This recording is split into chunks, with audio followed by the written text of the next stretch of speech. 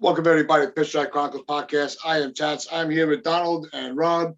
And speaking of Robs that, at least this Rob we like, there's another Rob that we can't stand right now, and that is Rob Manfred, who just continues to just get in his own way and just continues to put a bad spotlight on himself with all the publicity that he's bringing on, especially now with the firing of Ken Rosenthal, because Rob just can't handle being criticized.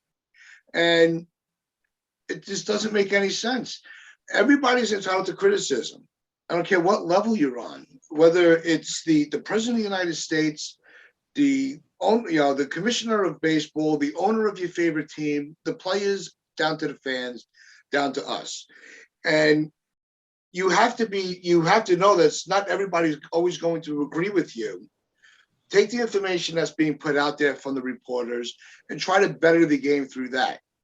Because the writers are writing from the perspective of a fan base. They're not just writing because this will make good press.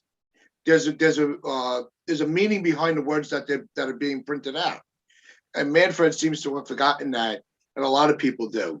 Especially, I don't know who in their right mind would be on Manfred's side about it, aside from the owners. We don't want to, God forbid they're ever, criticized. But Manfred really screwed this up, especially when there's nothing going on in baseball. This is the only story right now. There are speculations about which players are going to be playing where, which we'll get into in a little bit. But Manfred now has just put all the heat on him. And I don't think he has that type of personality and the bravado to handle the heat. What do you guys think about it? He's a dictator. It's as simple as that. I mean, just drop the mic. That's what it is. He's just a dictator. He's running baseball like it's a dictatorship. And everything that you said, Tats, is spot on, man. Everything that you're saying is correct. No one is above criticism, and sometimes, he could use looking at himself. And Rosenthal is a very respected writer. And it's not a good look for Manfred. Rosenthal's extremely well respected in baseball circles. Executives respect him. Fans respect him. He's a very talented writer. He's a good guy. And he knows his stuff. And he's not doing anything other than just stating an opinion.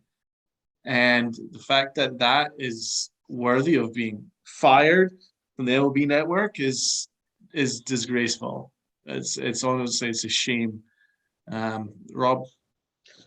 No, you're right. He's a dictator. It's another stain on the very dirty shirt of Major League Baseball right now because he's a real piece of garbage. I can't use certain words out of respect for Tom, but it's unbelievable. Like Ken Rosenthal is one of the few really, really good ones left at what he does.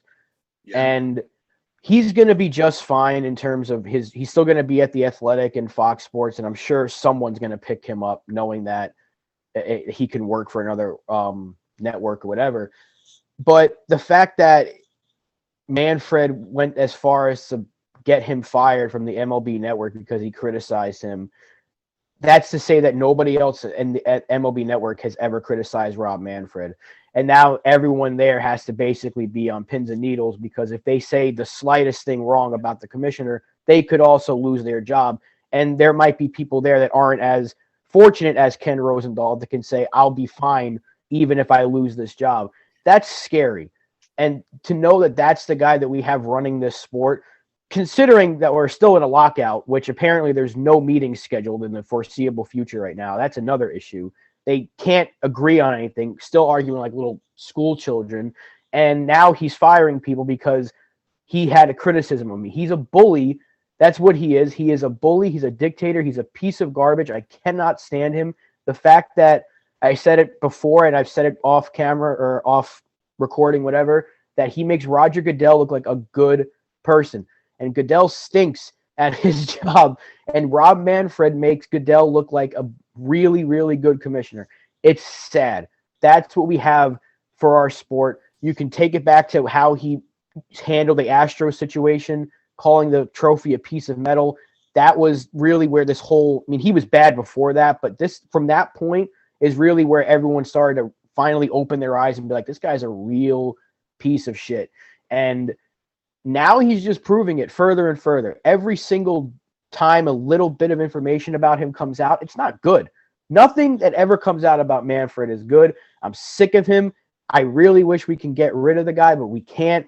And we're stuck with him until a change is made, which won't happen anytime soon because he makes the owners a lot of money. And that's what this whole thing boils down to, is the money. And I feel bad for Rosenthal because he shouldn't have lost his job for that. But he will be just fine. Manfred, I wish, would be gone from this sport because he is such a stain on Major League Baseball, and it continues to prove itself every single day. And that's why he's firing people, because he has to protect himself. It's all about protecting himself here. Let's just not forget the MLB Network is owned by Major League Baseball. It's that's why he's able to have the clout in order to fire journalists from that network, which is a very concerning use of power. I mean, that's not a good way in which to yield your power. So just to confirm, Rosenthal tweeted here, I'm grateful for more than 12 years I spent there and my enduring friendships with on-air personalities, producers, and staff. I always strove to maintain my journalistic integrity, and my work reflects that. So, he leaves with a high, he's leaving with his head held high there. As Rob says, he'll still be doing stuff for the Athletic and Fox network, so that's fine. But the MLB Network's lost a good one there because of this dictatorship. He's a terrible commissioner. I mean, what has he done to improve the game? What has he done to improve the game? But it also discredits the validity of these reporters, because you want to have, journalistic integrity. Is something that's mentioned a lot, whether it's in sports or in everyday life, politics, wherever you want to put it in. And if you're going to work for a company that's going to say, all right, unless we approve of what you're saying, you can't say it. And if you think a certain way, we're not going to tolerate that. That's not the way that the world is supposed to work. Especially within this country. It's the freedom of press. You're supposed to be able to you should be able to say whatever you're feeling. It's not always going to be received well, but at least you can be true to how you feel. And that's what, that's where Manfred's getting lost. And that's why when you mentioned in the beginning, your first statement was he's a dictator. That's also very spot on. He controls everything that goes around on the MLB Network. It's the commissioner that runs it. Forget all the TV executives. He's the executive. And he has to be able to, like I said, accept the criticism. If you can't take the heat, get out of the kitchen, resign. Because obviously you're not cut out for this. The guy at the top catches all the shit. That's how life is. You have a bad day, you blame your boss. He told me to do it this way and it didn't work. You can't have a journalist handcuffed, by the editor. That's exactly what's going on here. And it really sucks. That's why Rosenthal's tweet is quite interesting, because he did say, I maintained my journalistic integrity. Yeah. So I think that's a little comment there. He always maintained true to himself. And it just shows that Manfred, he's spineless. He's not just a dictator, he's spineless. He's so weak and he's such a coward that he can't face any criticism. Because, what an awful human being. He's just a bad guy. Bad commissioner. Donald, you write articles pertaining to the NBA. Could you imagine if you were told you can only write about the Knicks when they lose? Right. Okay. Yeah. Or you can't, be careful what you say when they're winning. You don't want to, Yeah. where they Yeah. You try can't. to You they can't try to criticize a manipulate player. your You words. can't criticize a. Yeah. You can't Yeah, criticize a coach. You can't criticize a front office member. Yeah. Totally. That's it. I mean, So basically, Rosenthal wasn't allowed to say anything about the commissioner. I mean, that's how can you cover any aspect of baseball, considering it was a lot of it pertained to what was going on last year with the squabble about the 60-game season. He got in trouble about that too. How else are you supposed to comment on it? Oh, congratulations to Manfred for holding firm uh, and making sure that we only got a 60-game baseball season. Oh, congratulations, Manfred, when every other sport managed to get an actual sport on the field. I mean, what is it that we're supposed to praise Manfred for? He's he embarrassed the sport by saying, as Rob said, by calling the trophy a piece of metal. He embarrassed the sport with the Houston Astros nonsense, and then uh, didn't punish them, but made sure that anybody who ever said anything about the Astros were punished. So Bauer wanted to put something on his sneakers, and he was threatened with all kinds of litigation from Manfred. I mean, how does this have even up here? I mean, he just looks spineless. It's because he can't admit, he can't face criticism. He can't face the fact that he's made mistakes, and he can't have any players talk about his mistakes, and he can't have any journalists discuss his mistakes because he's spineless. He's got no spine. He's terrible at his job, so he's just put a little bunker around him.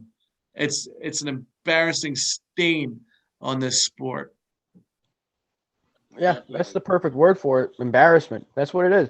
I mean, going back to 2020 fiasco of getting the season started, that's where this whole thing began. Now with the lockout, I mean, the start of 2021 was almost compromised because the two sides couldn't agree to anything. And this all falls on Manfred because he's an embarrassment and he can't take any sort of criticism. He's a piece of garbage and he wants everything his way. And if he can't have it his way, then he's just going to compromise and make himself look like the good guy. Like, I did this for you so we can get baseball. That's what's going to end up happening with this lockout. They're going to end it on bad terms with each other, and they're going to say, we did this so we can bring the fans the sport that they love, and Manfred's going to try to look like a good guy in all of this, when every single person, everybody that watches baseball now knows that if there's a villain in the sport, if Major League Baseball was like a comic book, who's the villain? Who's Lex Luthor of Major League Baseball? It's Rob Manfred. There he is. And we need someone to save the sport. Who is it going to be? I don't know, because we don't have that person right now because the Players Association is they're not really great either. But in terms of Manfred, it's unbelievable just how many things that he has done in just the last couple of years that you're like, how does this guy run the sport? How is he able to do this? How have people not tried to vote him out and get him out of here? Because he continues to make the owners money. Yeah, he works for the owners. He doesn't work for us. Our opinions mean nothing.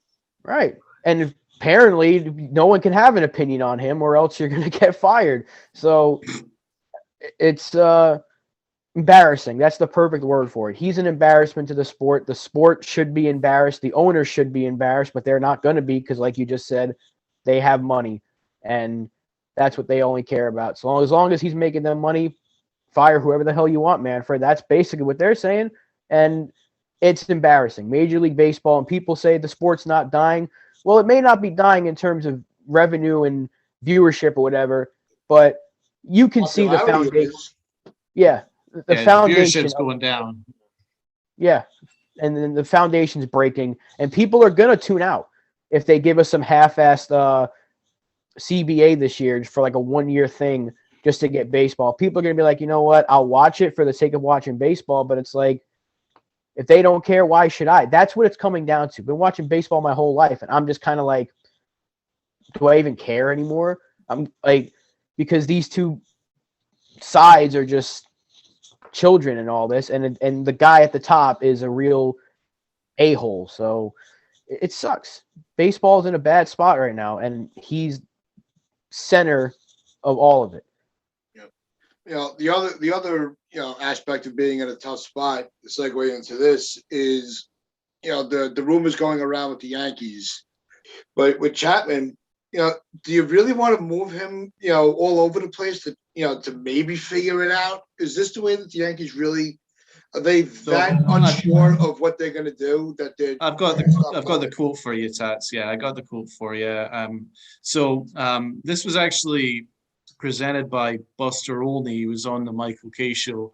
Buster Olney of ESPN. So he says the Yankees have talked a little bit internally about the possibility of acquiring A's third baseman Matt Chapman with an eye towards moving him to shortstop. So Matt Chapman has only had 10 innings in his career playing shortstop. He's a platinum glove third baseman. He's played short at college level, but obviously only 10 innings at major league level. Top third baseman. Offensively, his numbers have declined from being an MVP candidate in 2018. His OPS and the metrics that the Yankees certainly like analytically in terms of exit velo is actually trending downwards over the last couple of years. I think he had a 210 batting average last year. He strikes out a lot. I'm not entirely sure whether this is the move for the Yankees. However, if he was acquired to be third base, then fine. Okay, then I'm all for that because he's a fantastic third baseman. I mean, I love Gio Urshela, but is Chapman an upgrade over Urshela? Absolutely, offensively and defensively, probably. I would make that move for third base, but for shortstop, oh, come on. That's another square peg in a round hole situation. Exactly. That's what the Yankees like to do. That's what Brian Cashman loves to do. He loves to fit square pegs in round holes. Gleyber Torres, he's an above average second baseman. Well, we're going to move him to shortstop. Why? I don't know. I'm just going to move him over to shortstop, and I'm going to close my ears, and I'm not going to listen to any criticism about it. That's what he did, and it absolutely collapsed. That was a square peg in a round hole scenario. Now he's had to move him back to second. So stop with the square pegs and round holes. Look for a shortstop. There's plenty of good shortstops in free agency. There's Trevor Story sitting there waiting for you. There's Correa. If you hold your nose and deal with the fact that he was with the cheating Astros, but realize that he's obviously probably the best shortstop in the American League, then you make that, you can sign him too. So you got free agents sitting there at shortstop where you don't have to mess around. But I think the Yankees are also considering the scenario where they've got Volpe or Peraza or whatever they can put in shortstop in about 2 years' time. So maybe they're thinking Chapman could hold the floor for 2 years, and then he can move him to third, and then Volpe to play short. That might be what the Yankees are thinking. But again, they need to just stop that nonsense. If they want Trevor Story in a short-term deal, then fine. But you need an actual shortstop. Stop messing around. No, you go back to the original plan that I brought forth with Trevor Story. Give him a 2-year deal like you gave with give him, I'm going to call it the LeMahieu treatment. Give him the 2-year deal, see how he fits on the club, see if you could, adjust being outside of Coors Field. You could still make the move and trade for Chapman, use him at third base, but you still have that hole at first base. That's the problem. So if you're gonna sign Story and give him that 2-year prove it type deal while you wait to see what Volpe and Peraza are gonna be, you make the trade for Olsen, leave Urshela at third base while you see where your minor leaguers are developing. Because if unless they're going to use a major haul and start trading all those guys away, there's no point in bringing in, multi-year contracts and just flood your minor league system where you're getting nothing for it. I don't think Story would take a 2 or 3 year deal. He has nothing to really prove at this point. He had a really good year. his numbers actually trend that he would have about 40 plus home runs at Yankee Stadium. So there's no doubt he can hit outside of Coors Field. I don't think that's an issue. I highly doubt we get him at this point. When the lockout ends, I think we're going to end up going with a stopgap. But if you're going to get a third baseman to play shortstop, just put Urshela there. Like, just leave him where he was at the end of the season, because it's not like Chapman is, we don't know what he's going to be. We at least know Urshela can handle shortstop. So if you're telling me we're going to give it a year or maybe a year and a half until Volpe is ready, then just leave Urshela there, because I don't think giving up assets for a third baseman who's a platinum glove winner, as Donald just mentioned, to come play shortstop, it makes no sense to me. No. So unless you make a mega move and you get both, Chapman and Olsen, and you stick Chapman at third, you move Glaber in that trade, and your infield's Olsen, LeMahieu, Urshela, and Chapman, then you've improved the infield significantly with one trade, and you filled pretty much all but one of your holes on this team with one move. So they could do that and still have a guy like Volpe come up in 2 years, because Chapman, Urshela, and Olsen all have 2 years of control left, including this season. So that right there, and if you're going to re-sign any one of those three, it's going to be Olsen. So, Chapman, if he comes here for 2 years, that's actually perfect, but not for a shortstop. I don't think there's any reason to move him to shortstop. You don't really need to improve third base, because even if you stuck LeMahieu there at third base, he can do the job. I would prefer him at second, but I wouldn't be against him playing third. Yeah. I don't want him at first. That's what I don't want to see LeMahieu. But yeah, I think that's just an idea, because they're going to have to scramble once they are back in business. They're going to have to scramble to fix this infield, and fast, because it's already January. We don't have any sort of end to this lockout in sight, and pitchers and catchers are like a month away. So yeah, it's going to be a scramble to make an infield. So maybe that's their answer. I would prefer it not to be, but yeah, if you get Chapman, put him at third, because you can't. It's not like A-Rod and Jeter back then. When you got A-Rod, like we can move A-Rod to third. It's not that situation. They don't have. No, but it's also easier to go from shortstop to third than third to shortstop. Yeah, shortstop's a difficult position. Yeah, I'm sure Chapman can handle it, because he's that good of a third baseman, because A-Rod was that good of a shortstop that he was able to make third base look easy. Yeah. But there's no need to do that when you already have a third baseman that has proven to you he can play shortstop. So you already have Urshela. If your answer to shortstop is to bring in a third baseman to play the position, just keep Gio there. I don't want them to do that, but if that's their answer, just leave the infield the way it is and bring back Rizzo, because that's kind of where it's trending towards at this point.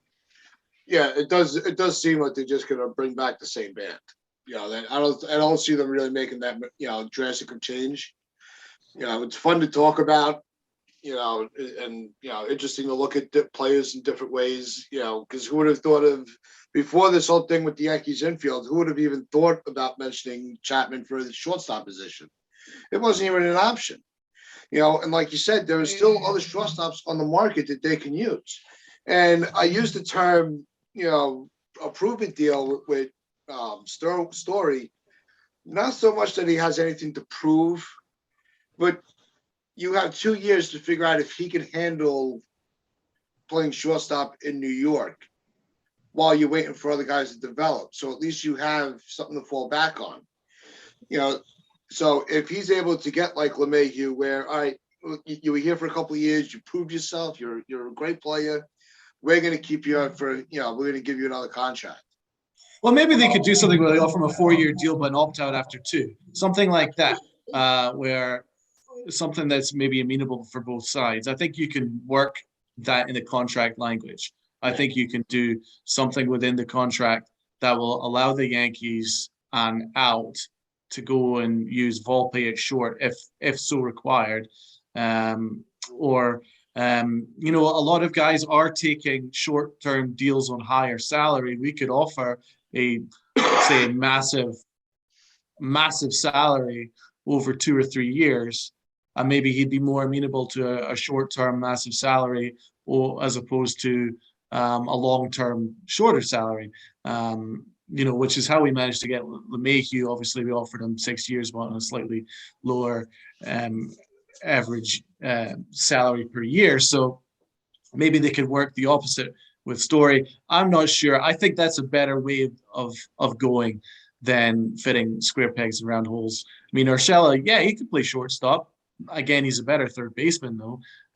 It's just it just seems like Brian Cashman is looking for a way out as opposed to, or a kind of a square peg. I'll just use that term again, square peg and round hole, instead of just looking for the best shortstop available.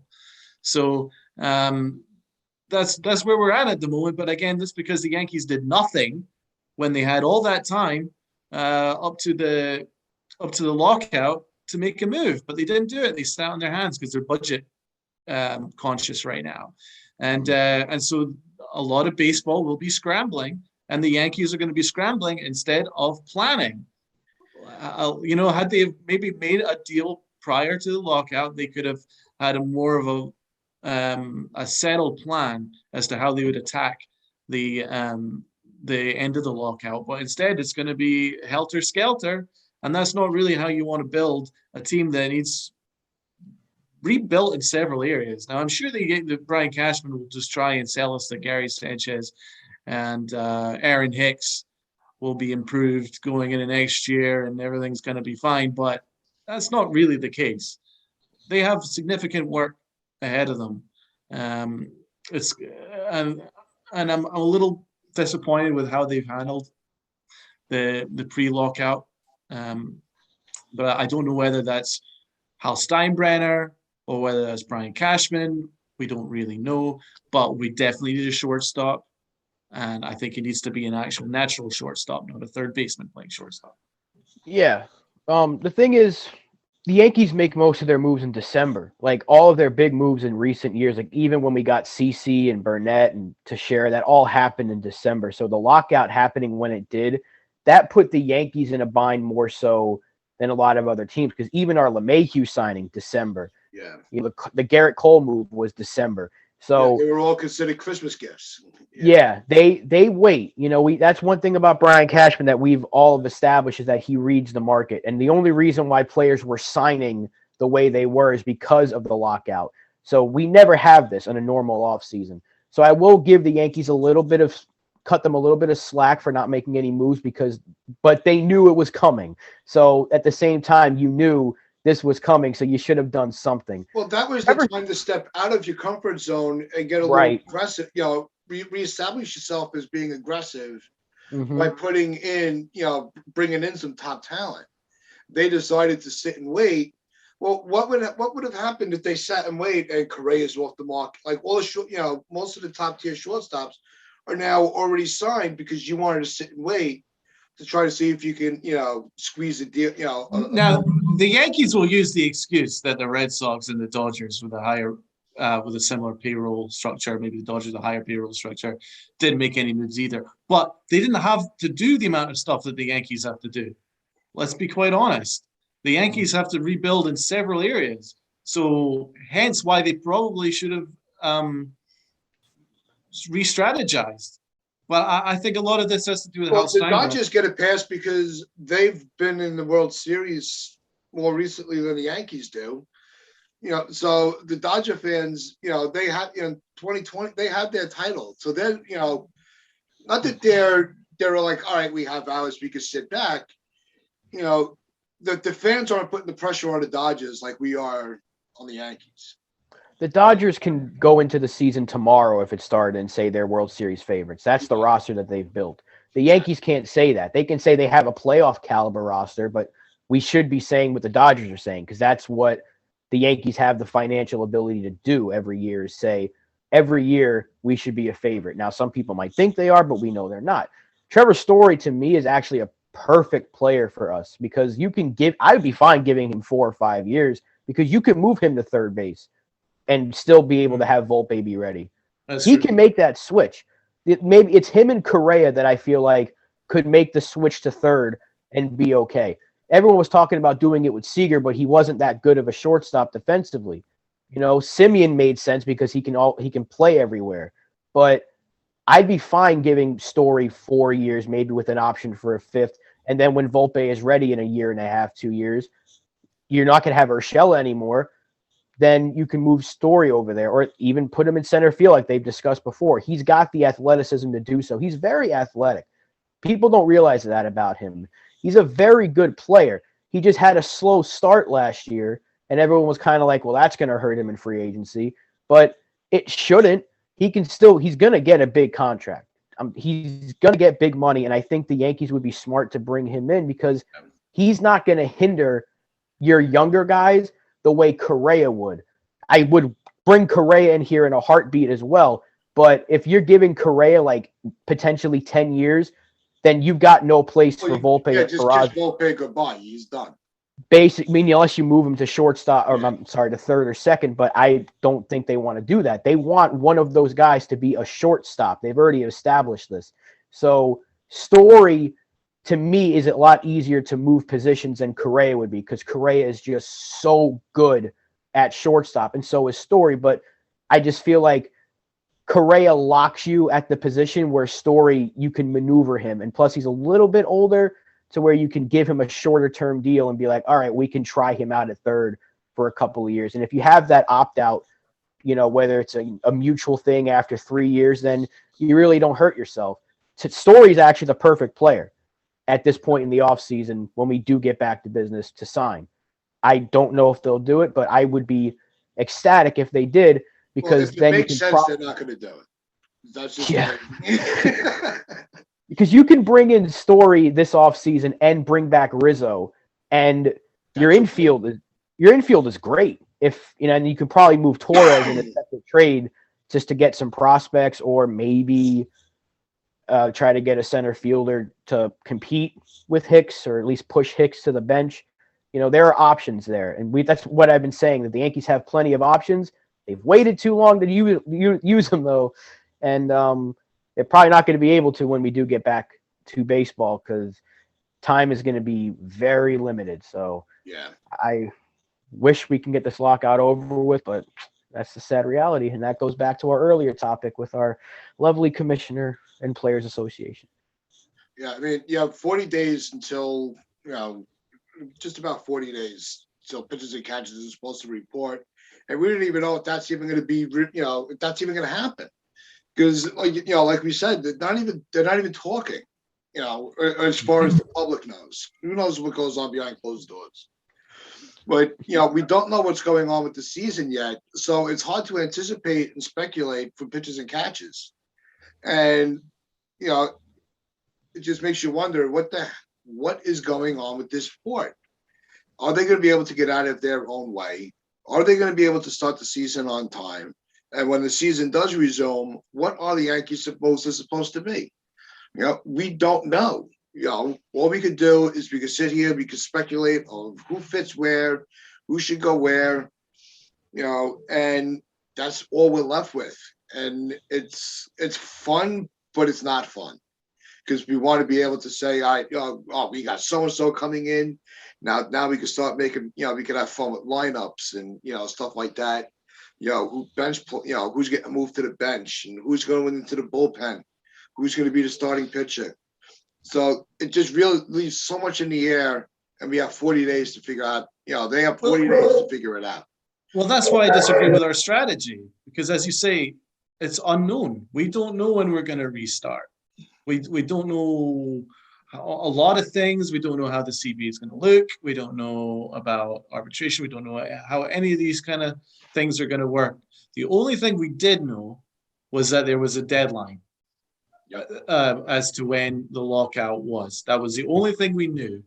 And I think that's why the Yankees should have been they should have acted a little bit more closer to that deadline. That was the one thing we did know. We did know that there was going to be a deadline. The Mets knew that, and they got the deals they wanted to get done. Why did the Yankees not do it? Because Hal Steinbrenner is more focused on salaries and his luxury tax and all this stuff. The Yankees should have been like, what was the shortstop? They should have pre-planned it, going, who is the shortstop that we need? And go get that shortstop. Yeah. You got the money to do it. Then once this deadline hit, and as long as you got your shortstop, then you can go, well, we can deal with first base and center field after the lockout. But instead, the Yankees have to basically fill 3 positions ASAP. Whenever this is going to lockout is going to end, and God knows when it's going to end. So I disagree with the way the Yankees have handled this. I think they have a lot more moves to do. I know there's a lot of teams that didn't make moves, but a lot of those teams didn't have to do the amount of stuff that the Yankees have to do. Well, they don't also have the pressure that the Yankees have on them. Correct. That's fair.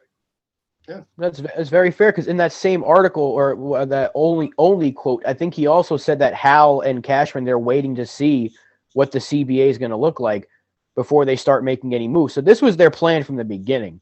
Yeah. I mean, it's clear as day.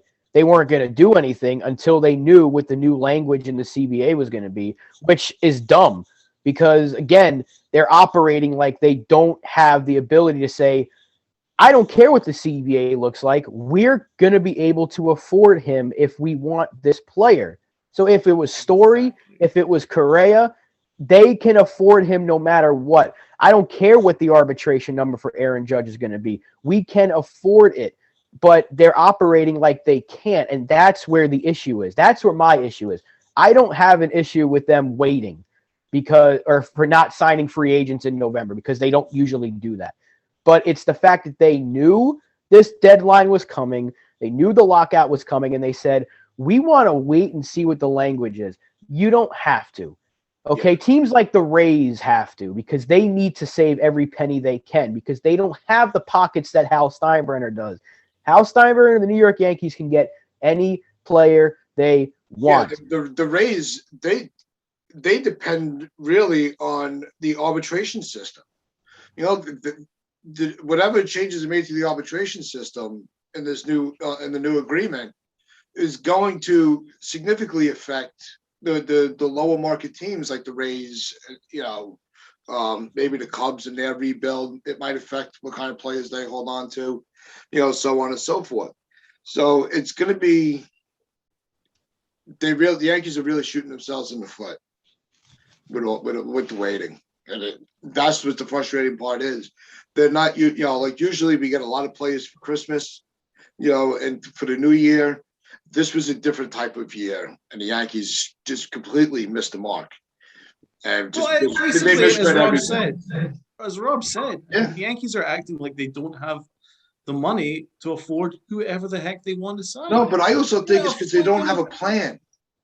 Well, they don't have a plan. I agree. I think their plan is to sit and wait for the shortstop which comes available that fits within their framework, their exact framework. You know what I mean? And I'm sorry, but that's not really how it works in free agency. No. You have to bite the bullet. If there's a player that you love, but he's maybe going to be a bit more expensive with higher years, you're just going to have to suck it up because he's a free agent. I don't think the Yankees originally planned on giving Garrett Cole 9 years. No one really wants to give pitchers 9 years, but you have to do it because he's a free agent. He's the best one available. He's the best pitcher on the market. So you have to go and bite the bullet. So if the Yankees are looking at the shortstop, I don't know who their plan was at shortstop. I think Simeon was one of their targets. But because it went up to 6 years, they were like, no, which is fair enough. Okay, but you have the capability of going into that market and going, which shortstop do we need to make us a World Series contender? Yeah, but they're not going to have, whether it be Correa, whether it be Story. They had all that available pre-deadline. They could have gone and done that. The Mets are in exactly the same scenario where they were like, we need to go and get a number one pitcher. You know what they did? They gave him $40 million. No problem. We'll worry about it when we get to it. We'll worry about paying it when we get to it. Because they can afford to pay it because they got the richest owner. But we are the richest team in baseball. We're the richest team in sports. Other than the Dallas Cowboys, we are the richest team in sports. We can afford anybody. Go and get it. And the Cowboys is not even a good example because there's a salary cap. There's no salary cap in baseball. Go and get the guy that you want to get. Yeah. So what the hell are they sitting waiting for? So they missed the mark. And as Rob said, the Yankees are acting like they've got a strict budget. They really don't.